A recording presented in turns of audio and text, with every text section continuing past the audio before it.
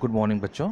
ये class 12A और 12B के लिए पहली क्लास है। जैसा कि आपको पता है, पिछले साल से ही आपके लिए CBSE की बुक्स लग गई थी, NCERT बुक्स। फ्लेमिंगो ये आपकी बुक का नाम है और इस बुक का ये पहला चैप्टर है, द लास्ट लेसन। ये पहला चैप्टर है। देखिए, इत्तेफाक की बात है, आपके लिए ये पहला पार्ट होने जा रहा है, मगर किताब में ये चैप्टर का नाम लिखा है द लास्ट लेसन। खैर, इत्तेफाक होते रहते हैं। आशा है कि आप सबके पास किताबें आ गई होंगी, और अगर किताबें नहीं हैं तो एक व्यवस्था और इस किताब में है। ये QR कोड अपने स्क्रीन पे आप शायद देख रहे हों। ऐसा बताया गया है कि इस QR कोड को भी अगर स्कैन किया जाए, आपके मोबाइल फ़ोन में अगर QR कोड स्कैनर है या तो आप डाउनलोड कर सकते हैं, तो QR कोड को स्कैन करने के बाद भी ये कहानी पूरी आपके मोबाइल फ़ोन के स्क्रीन पे आ सकती है। साथ ही साथ मैं जब इस लेसन को पढ़ते जाऊंगा और आपको इसकी मीनिंग समझाते जाऊंगा, तो मैं स्क्रीन पे लेसन का टेस्ट भी लाते जाऊंगा। तो दोनों चीज़ों की मदद के साथ टेक्निकल तरीके से हम पढ़ाई शुरू करते हैं। तो ये आपका पहला पार्ट होगा class, the last lesson. The last lesson. और इस लेसन की सेटिंग या इस कहानी की सेटिंग फ्रांस में है। सेटिंग का मतलब कि कहानी की जो घटना है वो सब फ्रांस में हुई है। आप देख सकते हैं ऊपर लिखा है अबाउट द ऑथर। ये भी पढ़ना ज़रूरी है, ये पढ़ लेते हैं कि लेखक कौन है। कौन लिख रहा है या कौन बोल रहा है, इस बात से बहुत फ़र्क पड़ता है कि वो क्या बोलेगा। या ऐसे कहें कि कौन क्या बात कही जा रही है, वो बात किसने कही है, इस बात से बहुत फ़र्क पड़ता है। किसी एक परिस्थिति में कौन सी बात कौन कहता है, हर कोई अपनी अपनी परिस्थिति के अनुसार अलग अलग कह सकता है। तो देखते हैं ये लेखक कौन है और परिस्थिति क्या है। अल्फोंसे डोदे 1840 टू 1897, ये उनके डेट ऑफ बर्थ और डेट ऑफ डेथ है। 1840 से लेके 1897 तक उनकी उम्र रही होगी। Was a French novelist and short story writer. ये एक फ्रेंच नॉवलिस्ट थे, नावल लिखते थे, उपन्यास, और short story writer. Short story आप जानते हैं, छोटी कहानियाँ। बिल्कुल अलग अलग चीज़ें हैं। नॉवेल बहुत बड़ी कहानी होती है और शॉर्ट स्टोरी तो आप जानते हैं छोटी कहानियाँ हैं। तो ये शॉर्ट स्टोरी राइटर थे। The last lesson is set in the days of the Franco Prussian war 1870 to 1871। एक साल या 1.5-2 साल का ये युद्ध था फ्रांस और प्रूशिया से के बीच में, और इस युद्ध के बीच की ये घटनाएं हैं। उन्हीं घटनाओं के पे आधारित ये कहानी है। In which France was defeated by Prussia led by Bismarck. Bismarck Prussia के एक योद्धा थे, और उनके नेतृत्व में फ्रांस हार गया और प्रूशिया जीत गया था। Prussia then consisted of what now are the nations of Germany, जिसे आज हम जर्मनी कहते हैं, वही प्रूशिया था पहले। उस समय उसको प्रूशिया कहते थे। तो Poland and parts of Austria, ये सारे थोड़ा जर्मनी, पोलैंड और ऑस्ट्रिया, इन देशों के जो थोड़ा पार्ट है, थोड़ा हिस्सा है, ये सब मिला के प्रूशिया था। ये लोग एक आप कह सकते हैं संगठन बना हुआ था। तो युद्ध में उन्होंने क्या किया, फ्रांस को हरा दिया, फ्रांस पे कब्जा कर लिया। In this story the French districts of Alsace and Lorraine have passed into Prussian hands. और ये जो कहानी है, जब लिखी गई कहानी, उस समय तक बिस्मार्क के नेतृत्व में प्रूशियन सेनाएं जो हैं, उन्होंने फ्रांस के 2 प्रांत, ये प्रांत है एलासी और दूसरा है लोरेन। इसको अब क्योंकि ये फ्रेंच वर्ड है, इनका उच्चारण हम अपने हिसाब से करते हैं। एल्सेस है, ALSACE, Alsace and Lorraine have passed into Prussian hands. Read the story to find out what effect this had on the life at school. देखिए, किसी देश में जब युद्ध हो जाता है और किसी दूसरे देश की सेना उस पर कब्जा कर लेती है, तो बहुत सारी चीज़ें बदल जाती हैं, पूरा जीवन ही बदल जाता है। और जीवन में आप देखें तो इस समय आपको और महसूस हो रहा होगा कि स्कूल या स्कूल का जीवन आपके जीवन में कितना महत्वपूर्ण था।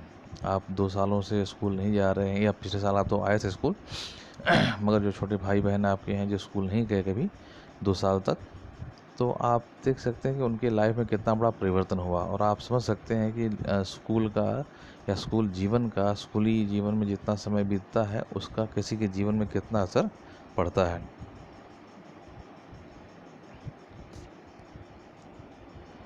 तो हम कहानी पढ़ने जा रहे हैं, और कहानी के साथ साथ आपको कहानी का मीनिंग भी बताएंगे। ये एक बालक है, और वो बालक अपनी के इसका मतलब लेखक तो लेखक ही है, और लेखक हम ये कहानी एक बालक द्वारा सुनाई जा रही है। लेखक ने ऐसी व्यवस्था की है कि आप समझें कि एक बालक अपने आप बीती सुना रहा है उस दिन की। I started for school very late that morning and was in great dread of a scolding, especially because Miss M. Hamill had said that he would question us on participles, and I did not know the very first word about them. लेखक कह रहा है, लड़का जो है वो कह रहा है कि मैं स्कूल के लिए निकला। आई स्टार्टेड मैंने मैं चला, मैंने शुरुआत की। आई स्टार्टेड फॉर स्कूल माने मैंने स्कूल जाने के लिए चला। मैं तो स्कूल जाने के लिए चला, मैंने स्कूल जाने की शुरुआत की। मैंने उस दिन, उस मॉर्निंग, उस सुबह बहुत देर चला मैंने उस सुबह उसको बहुत लेट हो गई थी। और was in a great dread of a scolding, और बहुत हद तक मुझे ये अंदाज़ा था, मुझे डर भी था कि एक डांट पड़ेगी मुझे आज। किससे? Specially because M Hamel had said that he would question us on participles. M Hamel, master Hamel, या उनका नाम में एम हो पहले, ऐसे ही लिखा है आपके टेक्स्ट में। तो एम हैमिल उन्होंने कहा था, एक तो ये देर से जा रहा था, और दूसरा एम हैमिल ने कहा था कि पार्टिसिपल्स पे मैं क्वेश्चन पूछूंगा। आप भी सोचते होंगे जब देर से जा रहे हैं, आपका पार्ट तैयार नहीं है, तो पहले तो देर से जाने के लिए डांट पड़ेगी, उसके बाद आप एक और गलती है कि आपका पार्ट तैयार नहीं है, आपको और डांट पड़ेगी। तो इसीलिए ये लड़का भी डर रहा था, डरते डरते जा रहा था, देर हो भी गई थी और उसका पार्ट भी तैयार नहीं था। और एम हैमिल जो उनका नाम था, एम से मास्टर भी हम कह सकते हैं, मगर हमें पता नहीं मास्टर है या हो सकता है एम उनके नाम में हो, इसका से कोई खास फर्क नहीं पड़ता कहानी के लिए। कहानी में ऐसे ही लिखा है तो हम ऐसे ही इसको पढ़ेंगे, एम हैमिल ही कहेंगे हम। तो इस लड़के की तैयारी नहीं थी उस पार्ट के बारे में, जिस पार्ट के बारे को एम हैमिल पूछने जा रहे थे। For a moment I thought of running away and spending the day out of doors.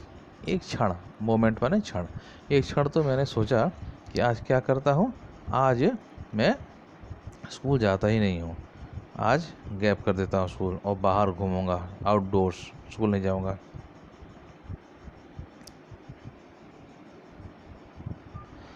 It was so warm so bright, कितना गर्म था मौसम, कितना चमकदार मौसम था। वहाँ ठंडा प्रदेश है, तो वहाँ जब धूप निकलती है तो उनके लिए एक कह सकते हैं कि त्यौहार के जैसे हो जाता है। वो दिन को बहुत खुशी से मनाते हैं उस दिन को कि आज धूप निकली है। जैसे आप भी देखते होंगे ठंड के मौसम में जब बहुत ठंड पड़ती है और अचानक एक दिन धूप निकल आती है तो कितना अच्छा लगता है। तो उस दिन लगता है कि आज बाहर बैठे, आज टहलें, घूमें आज। तो उस लड़के का भी यही था, उसने भी सोचा कि आज मेरा पाठ भी तैयार नहीं है, देर भी हो गई है, क्या करता हूँ, आज स्कूल ही नहीं जाता। कितना अच्छा मौसम है। The birds were chirping at the edge of the woods and in the open field back of the sawmill the Prussian soldiers were drilling. और क्या हुआ था, और कितना अच्छा लग रहा था मौसम, चिड़िया जो है चहचहा रही थी, चिड़िया चहचहा रही थी। और वो जो सॉ मिल है, वो जो वहाँ पे सॉ मिल कह सकते हैं, जो लकड़ी चीरने की आरा मशीन होती है, आरा मशीन, तो आरा मशीन के पीछे प्रूशियन सोल्जर्स, वही वाले सोल्जर्स, वही वाले सिपाही जिन सिपाहियों ने देश पे कब्जा कर लिया है उनके 2 प्रांतों पे, तो वहाँ पे कब्जा कर लिया था, वो सब ड्रिल कर रहे थे, वो सब मार्च पास्ट परेड कर रहे थे। आपको भी अच्छा लगता होगा, जैसे सिपाही हैं या पुलिस वाले हैं और परेड कर रहे हैं, तो इस तरह की चीज़ें बच्चे अक्सर रुक के देखने लगते हैं। तो रास्ते में ही पढ़ा और लेखक को या इस बालक को लगा कि मैं भी देखूं, स्कूल नहीं जाता हूँ, ये सब चीज़ें टाइम पास करने के लिए कितनी सारी चीज़ें थी। It was all much more tempting than the rule for participles, but I had the strength to resist. And hurried off to school. ये सब चीज़ें मुझे क्या कर रही थी, मुझे लुभा रही थी। टेम्प्ट, TEMPT, टेम्प्ट माने लुभाना। ये सारी चीज़ें मुझे लुभा रही थी कि चलो ये करते हैं, ऐसा देखते हैं, आज टाइम पास करते हैं, आज प्रूशियन सोल्जर्स, प्रूशियन सिपाहियों का ड्रिल देखते हैं, इनका परेड देखते हैं। मगर इस टेम्पटेशन, इस लालच को मैंने क्या किया, रेजिस्ट किया, मैंने इसका प्रतिरोध किया, मैंने इसको छोड़ दिया, मैंने इसका विरोध कर लिया अपने मन में मन। और मैं अपना टाइम पास नहीं किया मैंने, बल्कि मैंने I had the strength to resist, मेरे पास वो ताकत थी अंदर से। मैंने अपनी सारे इन लालचों को, इन सारे कह सकते हैं लालच को मैंने छोड़ दिया, उनका विरोध करके। And hurried off to school, और स्कूल की तरफ भाग चला, और स्कूल की तरफ जल्दी जल्दी, हरी हरी करना माने टू हरी, HURRY, हरी माने होता है जल्दी जल्दी करना। तो हरीड ऑफ ये उसका पास्ट टेंस है, तो मैं जल्दी जल्दी स्कूल की तरफ चल दिया या भाग चला। When I passed the town hall, there was a crowd in the front of the bulletin board. For the last 2 years, all our bad news had come from there. तो टाउन हॉल किसी शहर का एक सबसे बड़ा, आप कह सकते हैं कि बड़ी जगह होती है टाउन हॉल। वहाँ सारे शहर के कार्यक्रम होते हैं, सरकारी, आधिकारिक। तो रास्ते में टाउन हॉल पड़ा, और टाउन हॉल के सामने बड़ी भीड़ दिखाई पड़ी। और जो बड़ी भीड़ है, उस भीड़ किस चीज़ के लिए है, वहाँ एक बुलेटिन बोर्ड लगा है।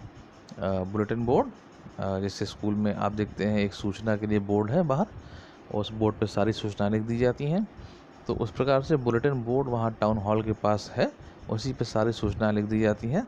और ये कह रहे हैं कि पिछले 2 सालों से हमारे सारे बैड न्यूज़, हमारी सारी बुरी खबरें उसी बुलेटिन बोर्ड्स पे आती थी। माने जनता के लिए क्या समाचार प्राप्त करने का क्या तरीका था, उसी बुलेटिन बोर्ड पे सारी सूचनाएं लिख दी जाती थी, और जनता वहाँ से सारी सूचना लेती थी। तो क्या ये लड़का कह रहा है कि सारी 2 साल तक, पिछले 2 सालों से आप देख रहे हैं ना, लड़ाई जो चली थी वो 1870 से 1871, और उसके पहले भी युद्ध की तैयारियां होती रही होंगी। तो 2 साल से सारी बुरी खबरें उसी बुलेटिन बोर्ड से आ रही थी। तो शायद कोई बुरी खबर हो, ऐसा उसके मन में लगा होगा। तो कह रहा है bad news had come from there, the lost battles, the draft, the orders of the commanding officer, and I thought myself without stopping what can be the matter now.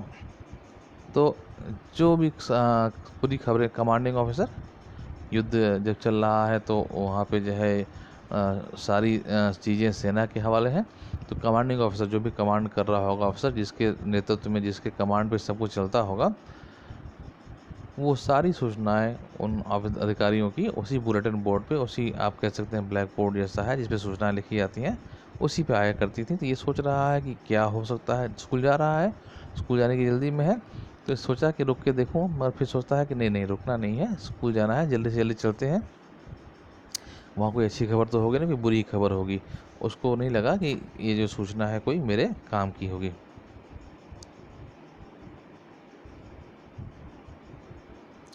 ये एक लाइन हम लोगों ने पढ़ा, एक chapter जो है आप कह सकते हैं एक पार्ट या एक पेज।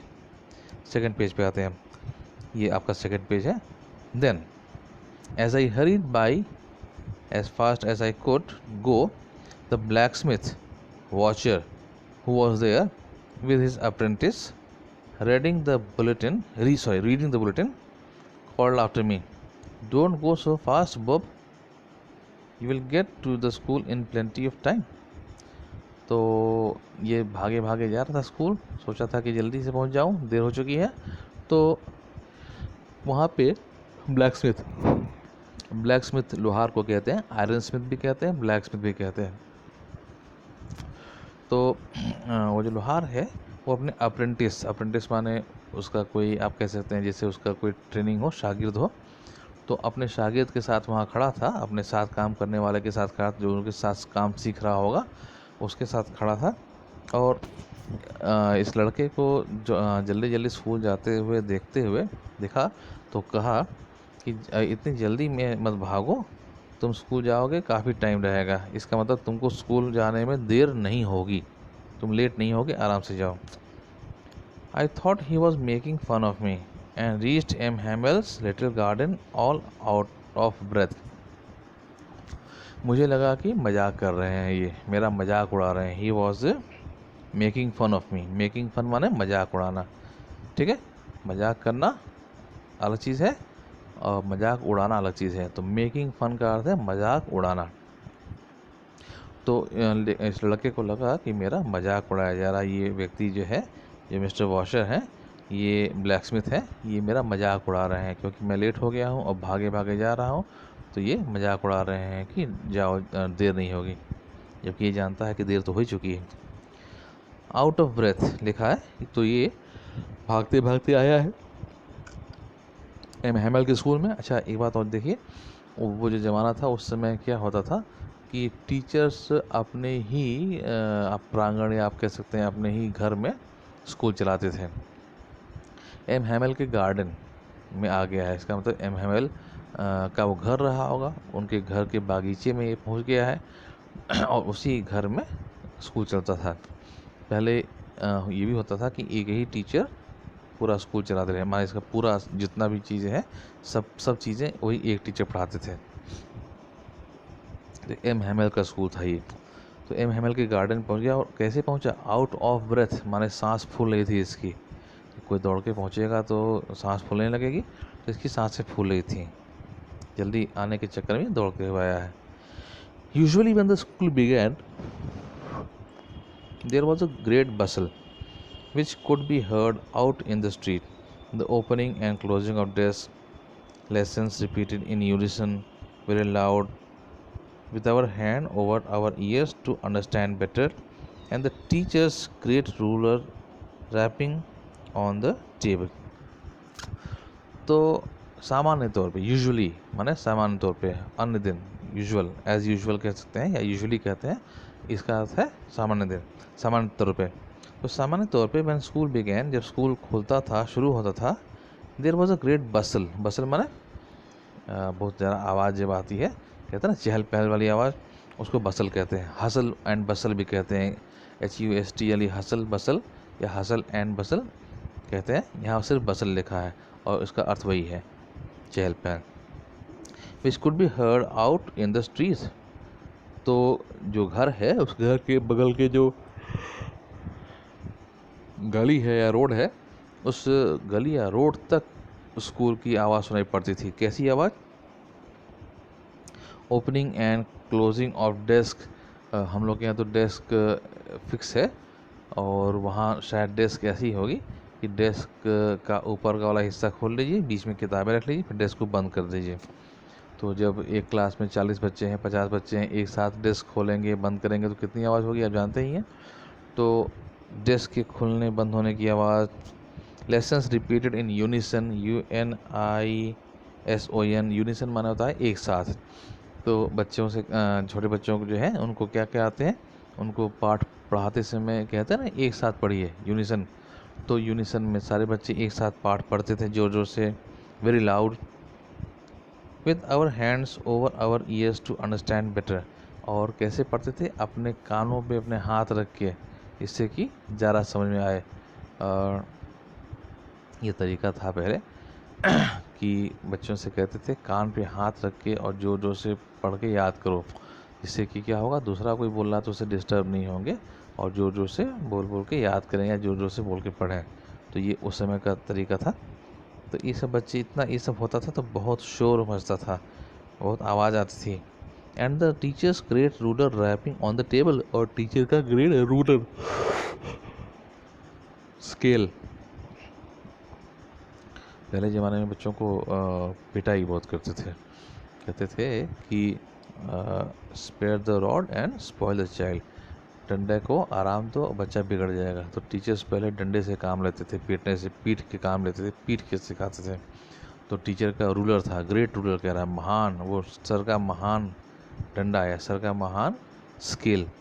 वो क्या करते, रैप, वो बच्चे पढ़ते थे, टीचर अपने डेस्क पे उसको बजाते रहते थे, जोर जोर से पीट पीट की आवाज़ करते रहते थे, बच्चों को डराते थे या उनकी आदत रही हो। But now it was all so still, मगर अब तो बिल्कुल सब कुछ बहुत शांत था। माने रोज़ की तुलना में आज बिल्कुल अलग तरीके का माहौल था, आज सब कुछ शांत था।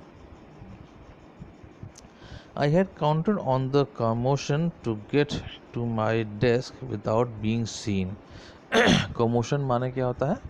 यही कह सकते हैं, चहल पहल भी कह सकते हैं, या सब चीज़ें जो है उथल पुथल इसको कहते हैं। कमोशन माने उथल पुथल कहिए।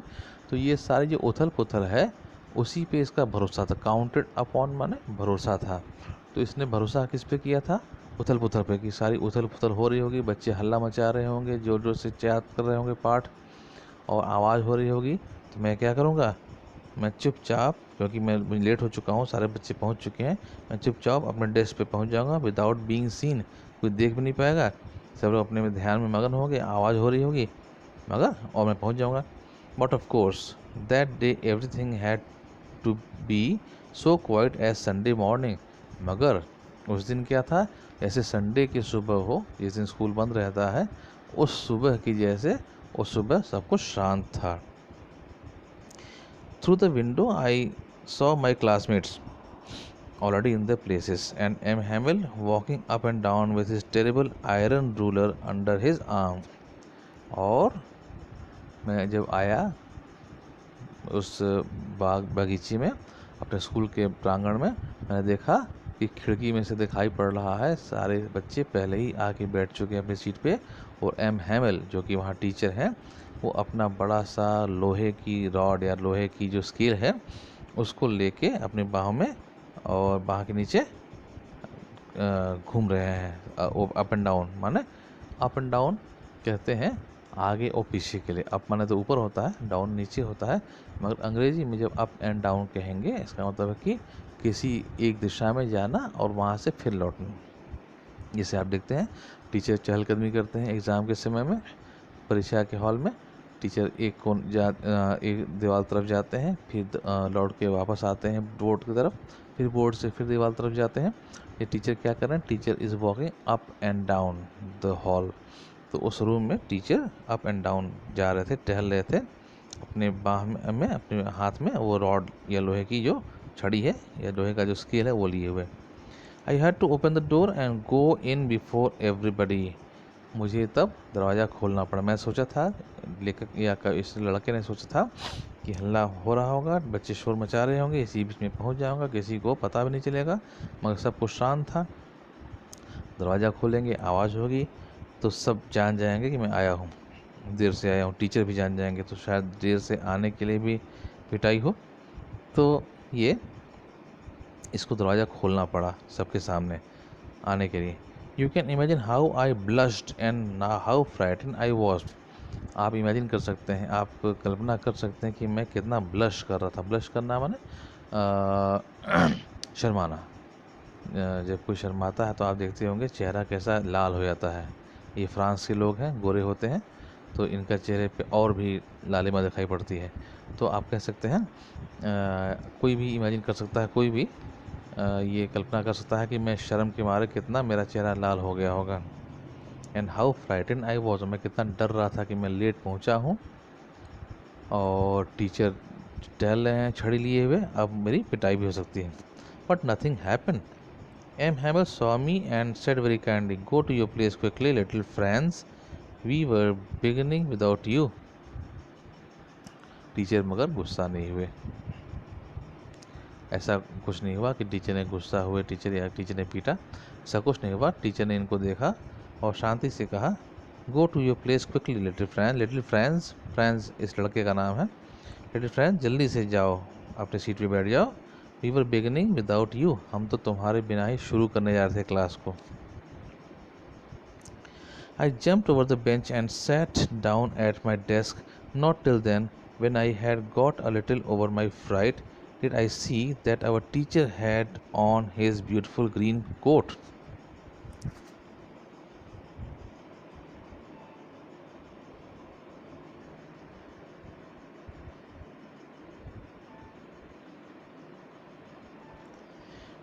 Third,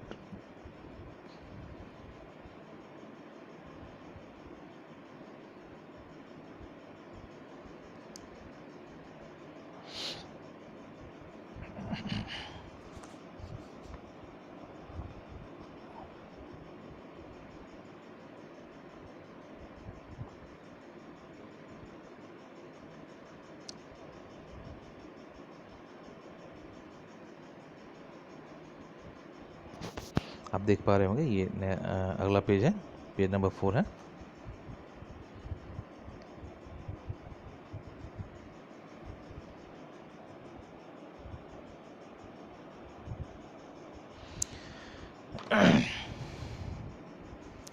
His frilled shirt and the little black silk cap, all embroidered, that he never wore except on inspection and prize days. तो अब कह रहा है लड़का कि अभी तक तो मैंने देखा ही नहीं था, अब देख रहा हूँ, मेरा डर पे जब काबू हो गया है, मुझे डर नहीं लग रहा है अब मैं देख रहा हूँ कि टीचर ने आज अपना स्पेशल हरा कोट पहना है, अपनी फ्रिल शर्ट पहन रखी है। फ्रिल शर्ट, फ्रिल किसी एक खास तरह की शर्ट है, फ्रिल कह सकते हैं शर्ट्स में, शर्ट को सजावट के लिए एक अलग तरीके से सिलाई की जाती है, वो शर्ट पहन रखी है। ब्लैक सिल्क कैप, और कैप कौन सी पहन रखी है, काली सिल्क वाली, काली रेशमी टोपी पहन रखी है, ऑल एम्ब्रॉयडर्ड, जिसमें पूरी कढ़ाई है हर तरफ। And he never wore except on inspection and prize days, और ये जो काली टोपी है जो इन्होंने पहन रखी है सिल्क वाली, रेशम वाली, ये प्राइज डे, जिस दिन प्राइज मिलता है, या स्पेशल इंस्पेक्शन जिस दिन होता है उसी दिन पहनते थे। इसका मतलब आज कोई स्पेशल डे है, आज कोई खास दिन है, इसलिए टीचर ने ये पहन रखा है, ऐसा उसको लगा। Besides, the whole school seemed so strange and solemn, और इसके अलावा भी सारा स्कूल बहुत स्ट्रेंज, बहुत अजीब लग रहा था। एंड सो सोलेम, सोलेम माने शांत, जहाँ पे आवाज़ नहीं आ रही है। ज़्यादातर ये शब्द आप कह सकते हैं कि धार्मिक रूप से इस्तेमाल होता है सोलेम, मगर यहाँ इसका अर्थ सिर्फ शांत है। तो सारा स्कूल विशेष रूप से बहुत शांत था, इतनी शांति कभी स्कूल में दिखाई नहीं पड़ती थी, आज ऐसी शांति महसूस हो रही है, पूरा स्कूल शांत है। But the thing that surprised me most was to see on the black back benches that were always empty the village people sitting quietly like ourselves, old Hauser with his 3-cornered hat and former mayor, the former postmaster and several other beside. मगर मैं, क्योंकि अब आप भी सोचिए, जब class में आते हैं और आप देर से आए हैं तो क्या होता है, आपका मन, आप सीधे जल्दी से जल्दी अपनी क्लास में पहुंच जाना चाहते हैं, तब आपको आसपास को दिखाई नहीं पड़ता है। जब आप बैठ जाते हैं तब आप दाएं बाएं देखते हैं कि कौन कहाँ बैठा है, क्या क्या है। ये लड़का जिसका नाम फ्रेंड्स है, तो ये अब आता है और अपना टीचर उसको डांटते नहीं हैं, बस कहते हैं जाओ जल्दी से बैठ जाओ, बैठ जाता है अपनी सीट पे। तब देखता है आज स्कूल विशेष रूप से बहुत शांत है, बहुत शांति छाई, इतना शांति स्कूल में कभी होती नहीं है। बच्चे पढ़ते रहते हैं, बोलते रहते हैं, टीचर डांटते रहते हैं, ये सब होता रहता है। और आज कुछ खास है। एक तो खास बात ये है कि टीचर ने अपने खास कपड़े पहन रखे हैं, इससे भी लग रहा है। दूसरी बात इसको लग रहा है कि ये जो स्कूल के पीछे, ये हमारी क्लास के पीछे की जो सीटें हैं जो हमेशा खाली रहती थी, आज भरी हुई हैं। और उनमें बैठा कौन है, छात्र नहीं बैठे हैं, बल्कि बड़े लोग बैठे हैं, गांव के बड़े लोग। कौन कौन है, old Hauser with his 3-cornered hat, old Hauser, उनका नाम होगा, वो बैठे हैं अपनी 3 कोने वाली टोपी के साथ पहने हुए। The former mayor, farmer FORMER, farmer माने पहले वाले, फॉर्मर का विलोम है लैटर। आपने पढ़ा होगा जब आप कक्षा 8, 9 या 10 में पढ़ रहे थे, तो 10 माउंटेन एंड द स्क्विरल वाला पार्ट था, उसमें the former and the latter, the former called the latter little prig, आपको याद होगा अगर ये लाइन। तो फॉर्मर माने पहले वाला, लैटर माने बाद वाला। तो यहाँ पे कौन है, फॉर्मर मेयर माने पहले वाले मेयर, जो उस मेयर किसी नगर का प्रमुख होता है। The former postmaster and several others beside, तो पुराने पोस्टमास्टर, पुराने मेयर, ओल्ड हाउसर, और इसके अलावा और भी बहुत सारे लोग पीछे की सीटों पे बैठे थे। ऐसा होता नहीं था रोज़, ये पहली बार देखा होगा उसने कि ये बड़े बूढ़े लोग भी आके क्लास में बैठे हुए हैं। Everybody looked sad and Hauser had brought an old primer thumbed at the edges, and he held it open on his knees with his great spectacles lying across the pages. और जब Hauser है वो क्या कर रहे थे, Hauser अपनी एक पुरानी प्राइमर क्या होती है, प्राइमरी स्कूल की जो किताब होती है उसको प्राइमर कहते हैं। उसमें क्या, जैसे आप ने पढ़ा होगा सबसे पहले, इसमें क ख ग ABC 1 2 3 ये लिखा होता है, उसी को प्राइमर कहते हैं।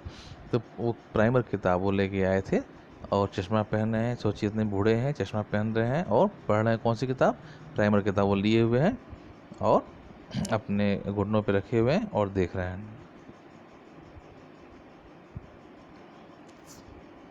चश्मा रखा हुआ उसके ऊपर, अब स्पेक्टेकल्स माना चश्मा।